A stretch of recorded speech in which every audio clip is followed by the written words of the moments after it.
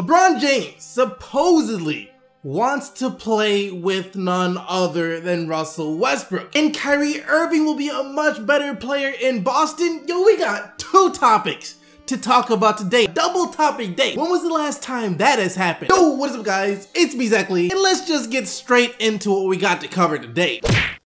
This sounds like some 2K made up stuff right here. LeBron James teaming up with Russell Westbrook? That sounds like a combination that's just too good to ever happen. But just thinking about it, that might be exactly what it takes to beat the Golden State Warriors in this day and age. You might need a combination that seems like it's too good to ever happen in order to beat the Warriors. I mean, that's pretty much the way I felt about the possibility of someone like Kevin Durant joining the Warriors before Kevin Durant joined the Warriors. I thought that would be too good and it should never happen because it was too good, and it happened. Now here we are. Anyways though, according to multiple reports, there have been multiple whispers around the NBA suggesting that LeBron James would love to team up with Russell Westbrook. That's it.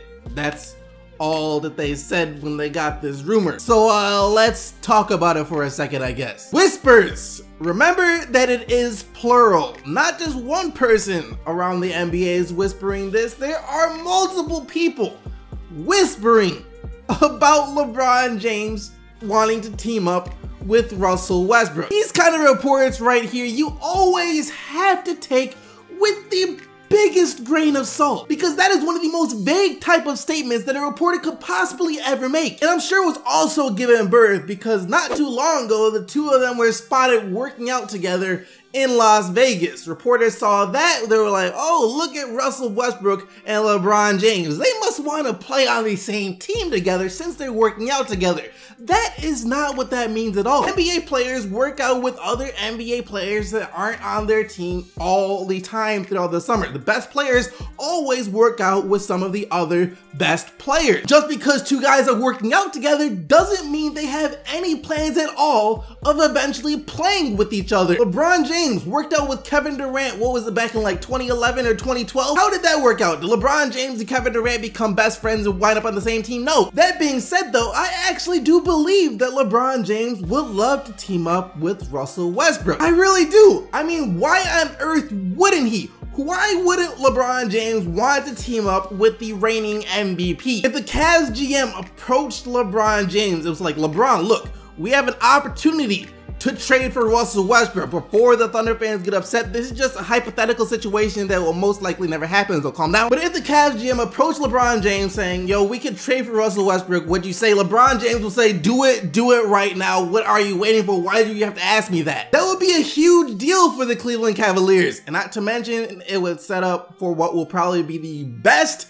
NBA Finals in the history of the NBA. You'd have Russell Westbrook on the Cavs going up against Kevin Durant on the Warriors. It's like a battle of the X's. And with Westbrook's help, the Cavs would have a better chance of beating the Warriors, so it's no doubt that LeBron James would love to team up with Russell Westbrook. But I'm also sure that he'd love to team up with Anthony Davis, Jimmy Butler, Paul George, Karl Anthony Towns, Giannis Antetokounmpo, DeMar DeRozan, Chris Paul, all of these other elite players in the NBA. You could ask LeBron if he'd like to play with any of them, he'd probably say yes to all of them. Which is why I say his entire claim of LeBron James wanting to love to team up with Russell Westbrook is extremely vague. But even so, let's entertain it for a bit, because some other articles put a different spin on it, saying that not only does LeBron James want to play with Russell Westbrook, but if he is signed to the Los Angeles Lakers this upcoming summer, that Westbrook will be the first person that he tries to recruit to play with the Lakers. What? How do you even get a report like that? They literally just grabbed that out of thin air. They made something out of nothing at all. You know what LeBron James plans to do in that much detail. You know not only that he's planning to leave the Cleveland Cavaliers, but that he's also going to the Lakers, and once he gets there, he's going to recruit Russell Westbrook. You know all of this. How? What half-off dollar store crystal ball have you been looking into? I swear some of these reports are just beyond ridiculous. You're seriously trying to tell us that they're getting LeBron James, Paul George, and now Russell Westbrook too. Right. I have nothing against Lakers fans. And I know you guys always think you can get everyone, but if you expect to get LeBron James, Paul George, and Russell Westbrook next summer, you might need to bring your expectations from all the way up there down to about here. I'm not saying it's not possible to get all those guys though, because it is. If they can package Luol Deng along with some of the other young players, maybe Julius Randle, Jordan Clarkson, or both, get rid of their contracts, then they could afford to bring in Russell Westbrook, LeBron James, and Paul George all in one summer. But a lot of things are possible, but that doesn't make them realistic. Even though it could happen, if it did, I don't see how that would work out. The starting lineup would be what? Lonzo Ball at point guard, Russell Westbrook is shooting guard, Paul George small forward, LeBron James at power forward, and then center is someone, since Brook Lopez is about to be a free agent next summer. And then that also means Brandon Ingram is demoted to being the sixth man. Yeah, that I just don't see that happening. The Lakers coaching staff, the Lakers front management, everyone that is involved with the Lakers is extremely high on Brandon Ingram right now. They have announced him as one of the leaders of the Los Angeles Lakers, and I don't think they diminish his role to a six man. I don't think they want to stunt his development by moving him down to being a six man. Same thing with Lonzo Ball. You bring in Russell Westbrook, LeBron James, and Paul George, all of a sudden Lonzo Ball's development is stunted. They're not gonna make these moves that will stunt the development of the young players they do have. Getting Westbrook, James, and George is just way too much. Look, I can honestly see Paul George going there next summer. I could see them signing Paul George and maybe going after another big man. But LeBron is already a bit of a stretch. Westbrook is an extreme stretch. LeBron James and Russell Westbrook is the craziest stretch, reach, whatever you want to call it, that I have ever heard. Would be cool to see LeBron and Westbrook on the same team though.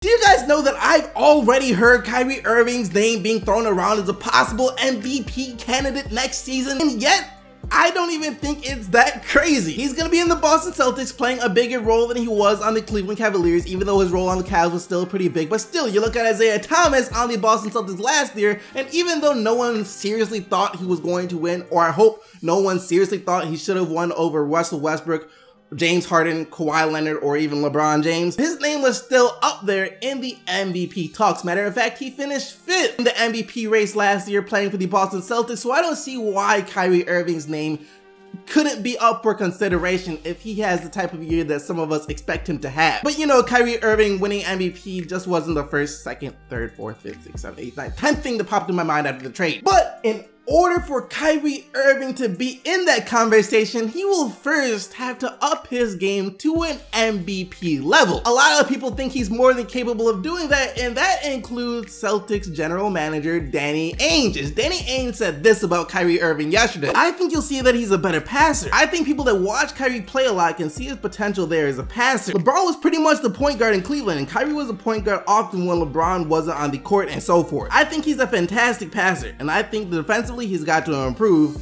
and I think he will in Brad Stevens' system. Hold up, that was a huge hint right there about the future of Isaiah Thomas. Did Danny Ainge just say that Brad Stevens' system makes players better defensively, and Isaiah Thomas was still one of the worst, if not the worst, defender in the NBA last year? Does that mean that he's going to be an even worse defender on the Cleveland Cavaliers? I don't think that's possible, and I hope it's not true. Anyways though, Kyrie Irving's passing ability. We all know that Kyrie Irving can score. He can get buckets any way you want a bucket, but the thing people knocked him for was his passing. For a point guard, having a career average of assists of 5.5 per game isn't the best. People call him a ball hog, just said he couldn't pass, he couldn't facilitate the offense, he wasn't a real point guard, stuff like that. And to be fair, most of those things were kind of true about Kyrie Irving in Cleveland, but that was only because he played alongside LeBron James. LeBron James is the point guard of the Cleveland Cavaliers. He is the one making the plays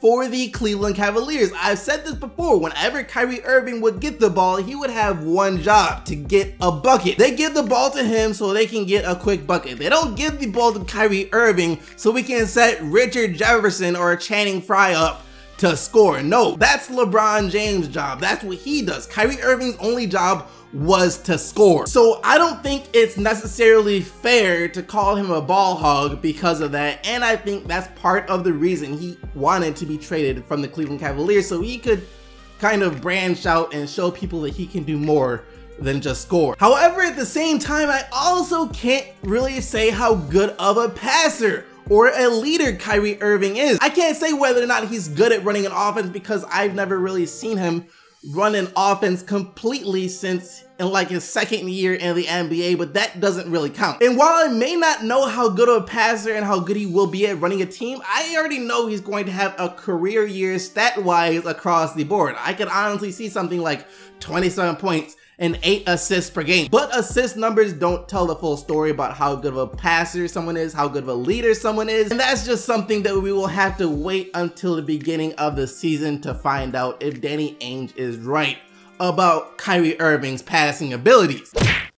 And that's going to be the question of the day as well. Do you guys think that Kyrie Irving will be a good playmaker for the Boston Celtics this year? Let me know down in the comment section below, but now let's take a look at what you guys said in yesterday's video. And yesterday, I asked you guys what kind of season you predict Zach LaVine to have, and here's what you said. Question of the day: he will be like a 23 to 25 point per game player with insane dunks and shooting, but a really bad defender. Question of the day: I believe LaVine can average upward of 19 points per game. He might have a slow start because of the injury he suffered last season, but if everything pans out, LaVine can be amazing next season. But a lot of people thought I meant Zach LaVine will be exactly like James Harden. Of course not. While they are kind of similar, they are also different. Zach LaVine is more athletic and James Harden is craftier. I just meant Zach LaVine could be like James Harden in the sense that he's a player that got traded, was a third option player, young player, traded to a team where he will be the guy on that team and will become much better because of that. But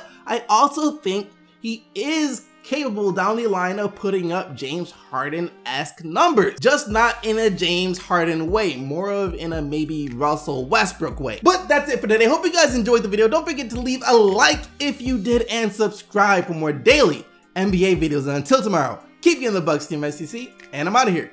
Peace!